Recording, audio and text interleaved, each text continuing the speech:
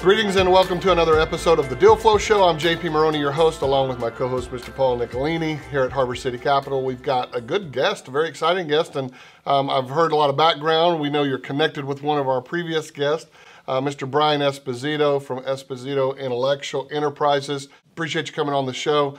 And you're coming in, I'm told, Paul is jealous because you're coming in from Jersey Shore, is that right? Presently in the Jersey Shore, yes, sir. All right. Nice. So I wanted to get in and talk a little bit about your background first, and then we'll talk about the deal process and some of the ways that you approach things, how you deal with success, failure, setbacks, the whole gamut of this. A lot of the content that we're producing from this show is going to end up in a book that will talk about the deal flow and deal making process. So we're excited to kind of tap into the wealth of knowledge that you've built over the years in business. But maybe you could give us a little bit of background. You started your company 20 years ago. How did you get started? What was the impetus for that? And maybe bring us through that journey. Absolutely. And thank you, gentlemen, again for your time. It's a real pleasure and honor to be speaking with you and be on your show. What started, again, just over 20 years now, my first company was in the beauty industry. So it was good timing. I learned how to work with brands, obviously develop distribution networks, and the idea of bringing people to me was something I started creating early on. So got lucky. I built the first B2B, B2C e-commerce platform in the beauty industry in the late 90s. Again, we were disrupting an industry. We were creating a new medium for e-commerce, or actually a new medium for commerce in general. So through that challenge, there was so many obstacles when you're breaking into what is the new norm and educating legacy manufacturers that had their traditional distribution models, which were direct to a salon, direct to a spa, direct to a store. Now we opened up the web and we were selling products all over the world. And through that journey, I got to meet and work with some of the most incredible people, whether they were athletes, actresses, actors, musicians, entertainers. And we were building so much value for them because our reach was so big. We were servicing millions of customers around the world. And it was fun and exciting. And then it turned into really not enjoyable because I just looked at it like an ant farm. I hit a ceiling with moving products around, and there's only so much I could do. But we were creating wealth for these entertainers, these management companies, these musicians, actors and actresses. And I said, well, there's something wrong with my model.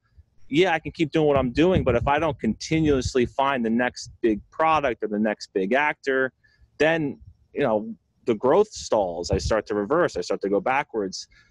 So in my mind, I started thinking, well, what if I own the band, or I launched the band and then we created products for them, and then we created a merchandising brand for them. And if we just kept doing things, making the pie bigger for everybody, we can protect the entire ecosystem. So if one division's slow, well, that's okay because our band's outperforming, and that would raise awareness and keep things moving. So it really took me 15 years, maybe 16 years to perfect the model where we want to create value for ourselves. We want to create value for all of the products, services, technologies, anything that we're attached to, and keep making sure that our tide keeps rising across everything that we're involved with, and then invite people into our ecosystem rather than me being invited into theirs to create value for them. So it started in the beauty industry, and because that industry is involved in so many different industries, it allowed me to meet all of the leaders and entrepreneurs and founders of great companies in those industries, and together we created something pretty special. With all that you started and all those businesses, did you go to the capital markets for that, or was that self-funding or friends and family? How'd you get started that way? All self-funded. Again, knowing the beauty industry was a family industry. So my dad started the first distribution for salons and spas that come to stores in the late 60s and 70s. So I understood that business model so well, and I knew the margins so well. So it's all the same stuff in a product, whether there's a brand that's a high-end brand or a low-end brand. Unfortunately, they're really all filled with almost the same exact items and same formulas. So because of what I was understanding the margins, I was able to buy products at the lowest possible price, sell it at the correct highest possible price with no discounting in the middle. So the cash flows were so strong. I used that to go out and launch a band. I used that to create an apparel line. I used that to go out and build our own technologies, opposed to us licensing other technologies. Again, the model that I wanted to create was not make other people or other companies wealthy without our involvement. So if I could create what I wanted to go out and buy or license or bring in, then I'm going to create it, and I'm going to increase the value of what we're doing, opposed to helping somebody else become more wealthy and more rich without us being part of the upside. But in doing that, I've made every mistake you can possibly think of. I spent money that I should never have spent money on. And when you go into new industries, such as the music industry or the TV and film industry, then the technology industry, even real estate, hotel development, I got my ass kicked along the way because I had no idea what I was doing, but I knew what I wanted to accomplish. And I didn't mind learning everything I needed to learn and know that industry inside and out. Early in the process, I mean, even from the very beginning, this was all about putting deals together. It was a deal-making process. What were some of the early lessons that you learned? I like to call them lessons, maybe through those mistakes, but what were some of the early lessons that you learned as you pioneered some of this process and business model? One of the things I always have regrets on, how I do deals now and how I always create win-win opportunities. What I did so wrong for so many years is when we launched a brand and we brought it into our world and we made it become a brand that was in Sephora or Ulta or Target. It was because of our reach and our awareness. I should have always been part of that brand. I should have had an equity ownership in that brand, because it was our distribution, it was our model that made them become who they were. Now, it's not necessarily that they weren't going to become that. I don't want to take that away from anybody, but we were a big part of elevating and enhancing their journey. We're a big part of putting them on that trajectory quicker. And one of the biggest mistakes I made, and over 1,000 times, because we launched a lot of brands, was not being an equity holder in that brand because of what we were able to do for that brand. So that's something that bothers me daily to this day. I feel your pain. I've been building companies for 30 years, and during that time and process, I had an opportunity to mentor and consult and advise other companies. And early on, I was very short-sighted. I would look at just the cash flow side, and I would say, okay, well, if I'm not getting a big fee, I won't take this deal, or maybe I am getting a big fee, and so that's good enough. And so you find yourself in that more advisory or maybe an organizational role, the way that y'all were doing it, is you find yourself in the first 90 days, you're such a genius because they never thought of this before. After that, it starts to wane, and it's like eventually they go, where did all these ideas come from anyway? And if you don't have that equity piece in there, you don't have that long-term benefit from it.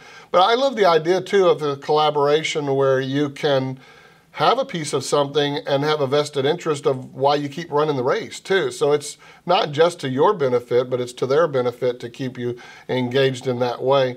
So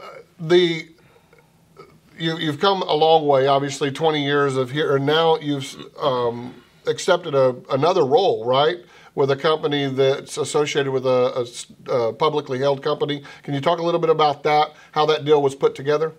There's 61 holdings in my holding company right now. There's 3 acquisitions underway and over 150 joint ventures. So what I'm able to do at this moment with this arrangement is have a liquidity event for all of those companies, everybody that's been involved in those companies, and add value to the overall general partnership. So this will be a publicly traded general partnership, and it's going to be completely yield driven, which I love. So and now more than ever, investors, capital, people in the market, people taking money out of the market, it's going to be very important that they're involved in companies that generate revenue, profitable revenue. So a lot of the things I do with a lot of the companies that I'm brought on to work with is they come to me and ask me for help in raising capital. And I always say, yeah, that's great, but then what?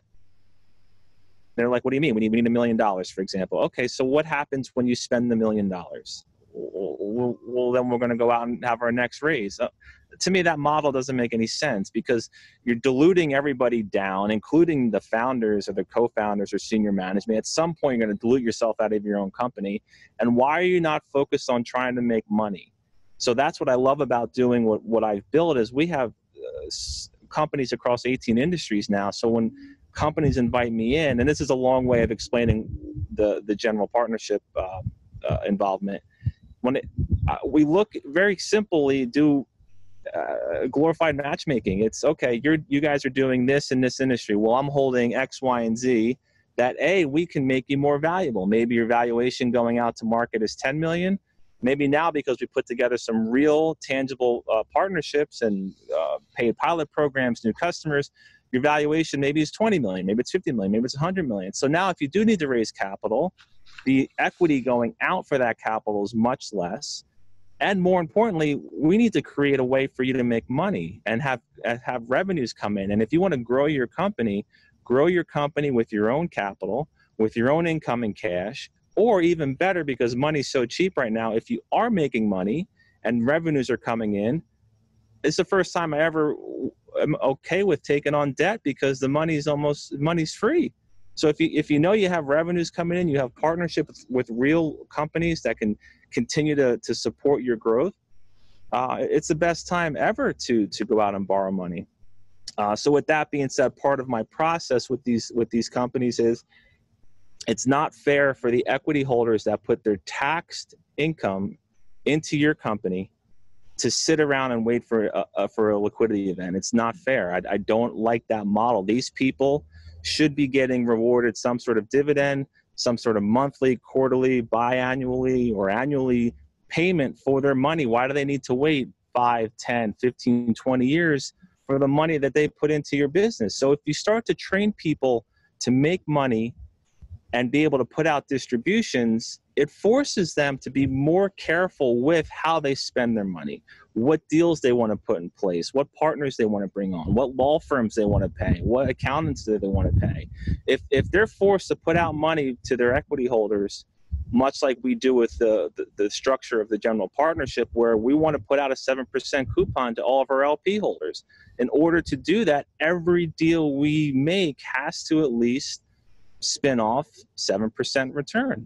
Otherwise, the people are net asset value is going to be destroyed. People aren't going to invest into the LP, and we're going to have to make announcements of reducing the dividend. So it's so important to go into every deal, every structure with some sort of profitable income, where you're forced to pay out distributions to people that believe in you and your company. Wait a minute. So let me clarify. You mean you actually expect the businesses that you're involved in to make money?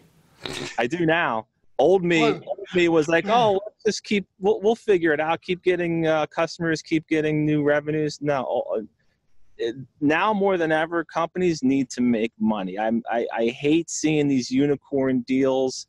I think it's appalling, the money that goes into valuations for companies that don't even have real positive earnings. And I think you guys experienced it multiple times. I've experienced it multiple times. There will be a day of reckoning once again, where there's going to be real valuations based on real earnings, and that's the value of the company. Paulie and I were looking at an insurance play here recently, and one of the comps in the market that had just gone public, how much money had they lost the year before? It was insane, and they were getting this massive valuation. Right. In the market, and it's all fluff, and it's crazy. Yeah. But yeah, I want to talk to you, or Paulie's got a question I know about your deal-making process. But before we do, if you're watching or listening to this episode of the Deal Flow Show, you can get access to our archives, all of our previous episodes, as well as subscribe and follow us by going to thedealflowshow.com, thedealflowshow.com. Brian, it sounds like before this was all privately held, or your companies that you've had. And would this be then the first time that you're in a publicly held company? And then with that, you talked about yield, you talked about an exit strategy. What else attracted you to this, going from a private to a public? The accounting firm I use, Markham, I don't know if you're familiar with them, but they're a top-tier SEC accounting firm. I think they're the top SEC auditing firm. So as my journey grew, and I got to really put a support system behind me with professionals that I trusted, professionals that I believed in, I started to think more about, well, what does my reality now look like? What can I do that I couldn't do before now with this support system? And learning more about the public markets, learning more about, with everything that's gone on in the world, the stock market has not yet failed to do what it's made to do. You can move equities around, you can raise investments. That machine is a machine that's going to continue to work. And everything that I've built, I'm confident in it that partnering with the right entity, with the right mindset, and a very, very tight inner circle at the GP level, where we're not motivated by personal greed, we're not motivated by ego. It's hardworking people that came from families that built everything they have from nothing.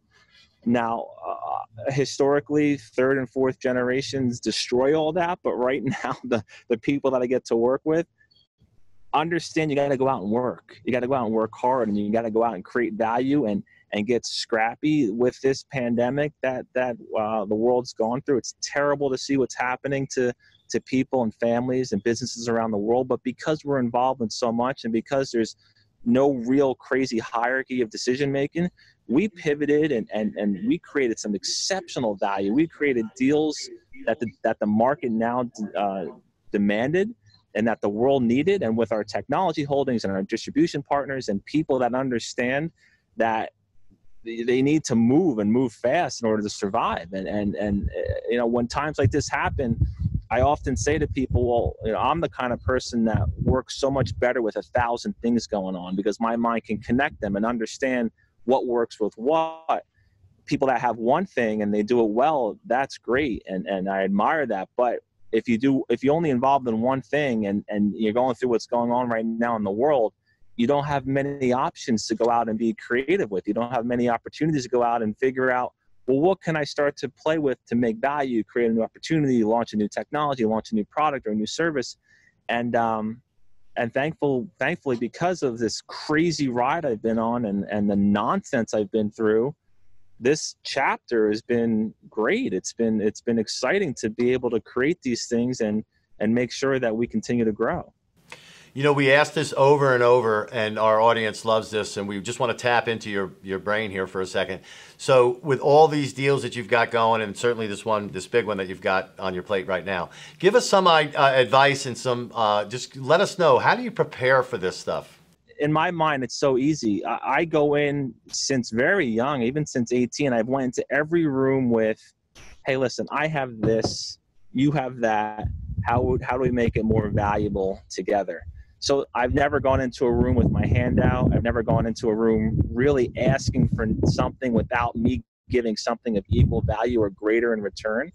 So as long as I'm dealing and speaking with people that understand it makes sense to work together, and now that there's so much that we're involved with, I don't really have to go into a room and prove myself anymore. And the age difference is starting to level off. I'm 39 now, but I've always been the youngest person in the room. So there was a lot of hurdles I had to jump through just to get the respect from somebody that, whether I knew more than they did, was irrelevant, because I could never tell them that. How do you walk out of a room putting a deal together if you insult somebody? But it's been difficult. My age has been a very difficult hurdle to get over, because is what it is. I think I'm an old soul. I see things that I understand that I and I have a quick reaction to knowing an answer to something that I have no reason to even know the answer to. And because of that, and trying to articulate that correctly with someone that's in their 50s, 60s, or 70s, that's been very difficult, because a lot of people, for some reason, maybe feel intimidated by me, or they think I'm out to do something wrong, or I don't have the experience or the history to be involved in what I want to do. So the preparation has gotten a lot easier because I know what the outcome I want. Now it's about properly articulating it, showing how we accomplish this, and more importantly, anybody can go into a room and talk. That's easy. The hard part is actually backing up what you just said you were going to do. So I like to leave that meeting or that idea of putting a partnership together with getting something in motion right then and there at the table, or recently through a Zoom call. So if I say, hey, listen, this is what we're going to do, let's get in motion, I don't leave the room without an email going out, connecting everybody, a text going out, putting everybody in a WhatsApp group. Therefore, it's in motion. It's no longer talk. If I say, hey, I want to do this with your company and I want to connect you to that person over there at that company, it's done right then and there. And it's actually in motion. There's no more hoping that something happens. It's actually in motion. You talk about age. Age is all about time, right? Time we've got under our belt, time we have left. You've been known as talking about time as our most precious commodity. Talk about that. Not to get religious on you, but I was in a very bad car accident a few years ago, and I feel like I shouldn't be here. The way that accident happened really emphasized that I'm here for a purpose, and it's not about making money. That's a byproduct. I've definitely been set out to do something, and I feel like I'm doing it now. This is the most I've ever felt rewarded in what I'm doing, and that's helping companies grow. I love that I've been through so much garbage because I can help navigate somebody not going through that garbage. However, there's a caveat to that because it is important to experience things. It is important for CEOs and founders to get knocked around a little bit and understand the industry that they're in and understand the way people are and look out for certain personalities, look out for certain characteristics. That's a very important life lesson that I don't want to take from people. But I love being a solution for companies. I love giving them a way out and a way to grow. And that ties into, listen, every second you spend, now more than ever, needs to be in a positive, productive fashion. If somebody's there wasting your time, being negative, trying to hurt you, trying to use you, the more you experience people, the more that you pick up on those characteristics, the quicker you can fire them from your life and continue to move forward with the right support system, with the right network of people. And one of my flaws is I love being around people. I love working with people. I've put myself in terrible situations because of that. I've invited the wrong people into my inner circles because of that. And it's hard for me to push somebody away because naturally I like to work with people. Naturally, I like to build value and create opportunities with people, but it's unfortunate that you cannot do that with everyone, and you cannot let someone come in and infiltrate or harm all of the work that you've done, all of the time that you spent building whatever it is that you or your listeners are building. Brian, on our first initial call, you had told us that you had been burned in the past by friends and others on deals. So tell us, how do you deal with those setbacks and how do you move forward from those? I had to rewire myself not to wake up in the morning and be bitter, not to wake up in the morning and focus on what I no longer have control over. That situation happened with that person. It's not easy. You know, nobody likes to be hurt. Nobody likes to feel taken advantage of. But at the end of the day, that decision or that action that person or persons decided to do to you, that is on them. That is their cross to bear. What is on you is that you allowed it to happen. Once you come to terms with, okay, what did I do to put myself in that position? What can I do to no longer be in that position again? Those are lessons you need to start teaching yourself. That's what allows you to continue to go forward and not be in those positions again. And another life lesson, I think it's taken me a decade to understand is, and you gentlemen may experience this, sometimes I even get caught in it, you cannot give somebody else your thought process. It's not reality. You cannot drive yourself crazy wondering why that person did that. Why? Oh, I wouldn't do that. Why? Well, you know what? They weren't raised like you. They weren't brought up in your household. They didn't go through all of the experiences that you went through that make you who you are today. So again, their actions is on them. And you know what? Throw a prayer up to them and hope you never have to see them again. Wish them well, You know, if you are watching or listening to this episode of the Deal Flow Show, you can get access to our archives, our previous episodes, and also subscribe and follow us to get access to future episodes as we release them every week by going to thedealflowshow.com, thedealflowshow.com. We've got Brian Esposito on, Esposito Intellectual. So you have a quote, and I'm going to read it so I don't get it wrong, but you have a quote that people have quoted you as saying, "Unafraid of creating and seizing business opportunities, expanding into new markets, and launching innovative products and services." What would you say are your personal characteristics that make that possible? What is it that drives you like that? I've learned that everything's possible. You know, I've learned that there's always a solution to get through whatever the case may be. And the more resources you have available, the more realistic that is. What's funny is that people used to call me when they had a problem, and I would actually say, "Oh man, you have nowhere to go if you're calling me. I am your last resort if I'm the guy that you need to help you with something."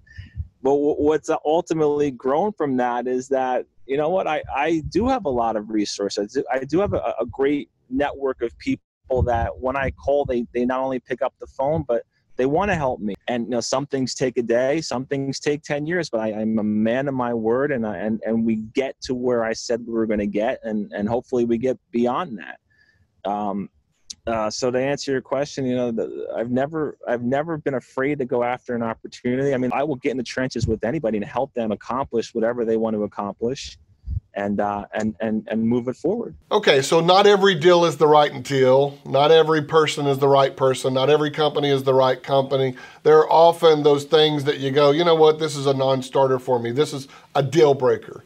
So when you look at opportunities and you look at people that you could potentially work with, resources you could pull together, what are the deal breakers for you? The first thing I look for is, obviously, can we work well together? We want to make sure we're as like-minded as possible. A deal breaker for me, and this isn't a knock towards anybody, to each their own, but anybody that maybe has a certain level of too much interest in materialistic things. If I pick up during conversations that everything's about maybe what they have or where they vacation or their home or their car, or if they're trying to flash me their watch, that stuff is just noise to me. So I don't relate well to that. And if that person and me could go off and make $1 billion together, I still wouldn't want to be I still wouldn't go into a deal with them, because we're just on two different paths. That's the biggest deal breaker for me. I mean, if it's something that looks like it's a hard, impossible journey, I jump into that even faster. So the biggest deal breaker for me is make sure that we're like-minded and that we're as close as possible to understand the real importance of life. And just, I love, as simple as this, I love doing good things with good people. Other than that, I don't get involved. One of my favorite books I read many years ago, and, you know, building companies for 30 years, you're basically a glorified salesman, right? So you're out there selling your opportunity or selling your deal, selling your product, selling the next contract, whatever it is. But I read a book many years ago called Dig Your Well Before You're Thirsty by Harvey Mackay. And he talked about building that network, having a network of people that you can rely on a go-to basis, whether you're putting a fundraiser together for the president, whether you're putting a next project together or deal or trying to launch a product or raise capital, whatever it is. What is your process, and how have you over the last 20, 25 years worked on your network to continue to build that? You obviously have a lot of deals on the table. You have a lot of interest in companies in your holding company. How have you built the network that's made that possible? Yeah, the important thing, and there's been times where I've almost jeopardized it, you got to be very careful who you bring into that network. One of the tricks that we have now is we have a compliance team. There's a private security division of our entity. So real people with real good intentions that have what they say they have will not go through that process. So that's allowed me to continue to properly build a network. Now I have a level of protection where we are not bringing in anybody that shouldn't be in that network. And again, I'm a connector, so I always want to connect A and B and make Z. That's just what I love to do. So, but you have to be very careful who you connect. And I've also learned very important is it's not only great to connect the right people, but it's, equally or even more important, you got to connect the right people at the right time. There's been so many times where I've been too soon because I was so excited about something and I wanted that to happen.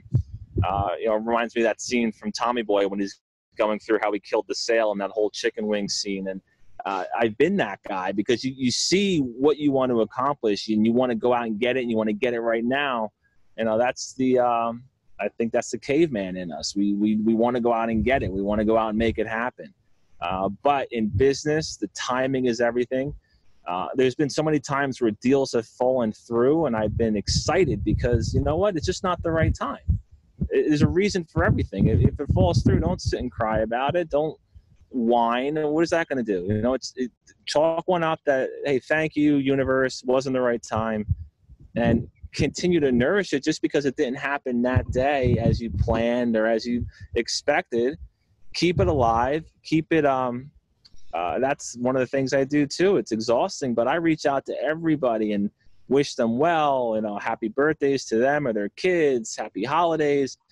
And it's not ever or always attached to an ask. If people genuinely connect with you and you genuinely like them, it's important that you be on their mind because there will be a day when you will want to do something with them. There will be a day where you have an opportunity, and because you are a genuine, good, caring person, they will pick up the phone, they will answer the text, and before you know it, you have something in motion, which is great.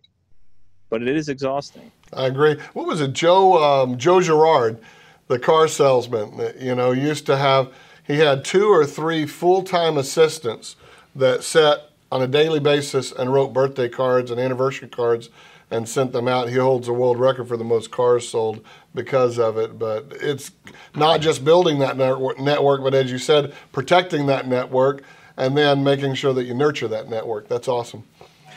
You've done a lot, Brian, up until now, and certainly you referenced Tommy Boy. Did you ever sell brakes anywhere in your lifetime? So tell us, Brian, what are some of the goals that you hadn't reached? You want to share with us maybe some that you're trying to attain now as well? Find a way to balance some of my own passions and loves in my own life. I love to work. It's just how I'm bred. I need to figure out how to work on who am I outside of work. I've lost that person, which is okay. I'm not complaining, but that's something I need to figure out how to accomplish. I think a lot of entrepreneurs need to figure out how to accomplish that. And I don't want to say I'm on autopilot, but when it comes to work, I wake up and I do it. I do it throughout the day. And when I sleep, my brain is thinking of ways to solve that day's problems or come up with something new. I don't think that's necessarily healthy. I do know that's how I'm wired. That's how I've always worked. But I would like to, I'd like to hit pause when I can and work on myself outside of the professional world.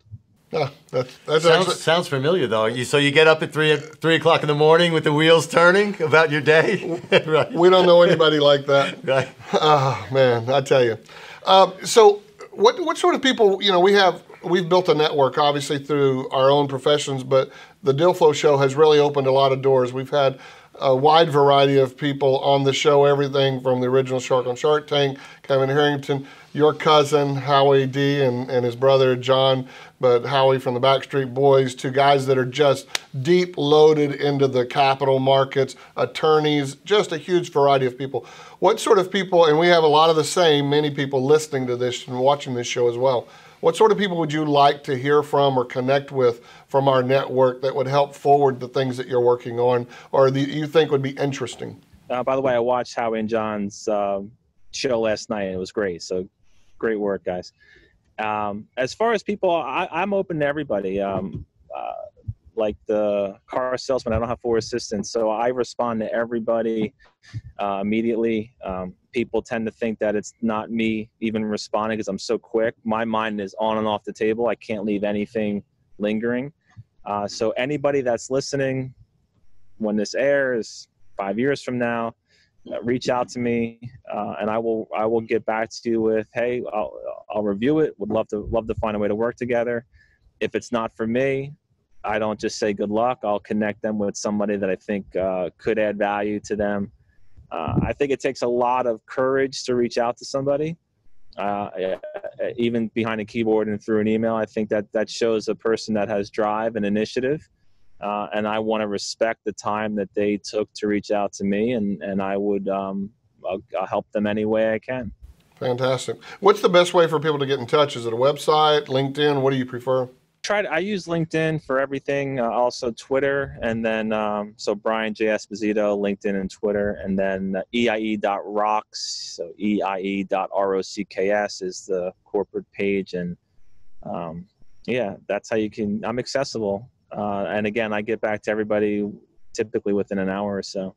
Tell us, Brian, something that otherwise people in your circle, or actually in our circle as well, doesn't know about Brian Esposito. Can you share something about yourself? Yeah, I put everything out there when I do these great talks with people. Yeah, I'm here for the long haul. If my name's attached to something, I will work it to death to make sure that there was some level of success that it left behind.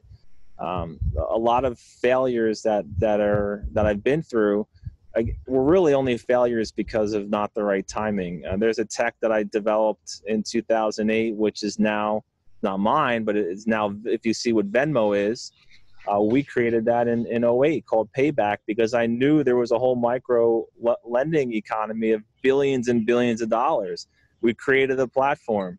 We were collecting payments from people all over the world, and we were printing out checks, mailing checks, and I had a token system. It was much like crypto. I could not get a bank to understand what I was doing. I could not get a bank to back me. And I see the end of Catch Me If You Can when Leonardo DiCaprio's got that check machine spinning and all these checks are all over the place. We were doing that. And I had to unfortunately park it because I didn't have a banking license. Some people would move to a Caribbean island and keep doing that. That's just not how I am. I said, well, this sucks. We hit on something great, and we parked it. Oddly enough, we have tech that's rolling out now. We have one tech that's reaching over 100 million people, and I'm going to bring that code back. I'm going to bring that technology and implement it into this system and offer. I mean, honestly, what we created is so much better than what's being used now. I had a fun story for your listeners is that I knew I needed a marketing campaign for that tech, and immediately thought, well, Wimpy from Popeye, I'll gladly pay you on Tuesday for a hamburger today. I mean, I couldn't ask for a better character. Went to Hearst Media's offices in Manhattan with no appointment. I'm 22 at the time, and wound up in this woman's office, Ida Goldsman. She's the head of their licensing for like 40 years. First she goes, how did you get here? And I said, well, that's irrelevant. I'm here now. Let's just talk. We spent a few hours talking, and they handed me the rights to Wimpy for nothing. They said, hey, if it's a success, we'll all win. We believe in you. Good luck. And that's how you create opportunities. That's how you make things happen. You cannot sit and hope it comes to you. You got to get out there. You got to go out and figure it out. You got to meet the right people. That's why how you present yourself, how you articulate, and going into a room. And I said to her, hey, listen, this is what we're doing. We're already doing this amount of business. I'll guarantee you a royalty because I have revenues to base it off of. And I need to grow it. And what sucks is just too early. And there's so many inventors and people that have developed things that have been too early, and it's the hardest thing to swallow, especially when you may not have anything else to fall back on. But when you weather the storm, like I like to do, when you sit with things, when you support it with the resources needed, it comes back. Neon colors came back. Leggings come back. Bell-bottom jeans will come back at some point. So things come back if you can keep it alive and nourish it, like your network. You can recreate value, which was a dormant, maybe dead asset. And that's something that I love to do. And that's one of the things that I love to do when I work with companies all over the world. As I said, pioneers get slaughtered. And it's crazy. As you said, we've all been there. A lot of us have been there where you have this idea. You actually acted on it, built it. It was just not the right timing. But people come up with ideas and then they don't act on it. That's the scary part. And you look down the road and somebody's come up with that idea and they've put it into action. It's all about execution. So, yeah, fantastic. And by the way, I'm thinking of bringing back parachute pants. Don't you think I would look nice in a pair of parachute pants? Tito's just hired MC Hammer, so let's do it. Timing is now. I was thinking more overalls. Oh, but, hey. And you're a Texas guy, right? So. That's right. Brian Esposito Intellectual. Nice to have you on the show. Great to meet you finally, at least virtually. If you're down this way, definitely look us up. If you're at your cousin's, I'm over the fence. I live next door to him. So, but absolutely. Looking forward to meeting you. On behalf of my Mr. co-host here, Mr. Paul Nicolini, I'm JP Maroney, Brian Esposito. And by the way, if you're watching or listening to this episode of the Deal Flow Show and you're thinking, man, I know the perfect guest. Maybe that's you, right? Or maybe I know somebody who would be the perfect guest. Get in touch with us. Our producer, Daniel Penaranda, will be happy to share with you how you can get booked for the show and be able to find out if you qualify and it makes sense. If you're listening to this show and you know other people that are in the deal-making process, the capital markets, share it. Tell other people about it, and we look forward to seeing you again in another episode of the Deal Flow Show. Take care, everybody. Thanks, Brian. For more episodes, visit thedealflowshow.com and subscribe.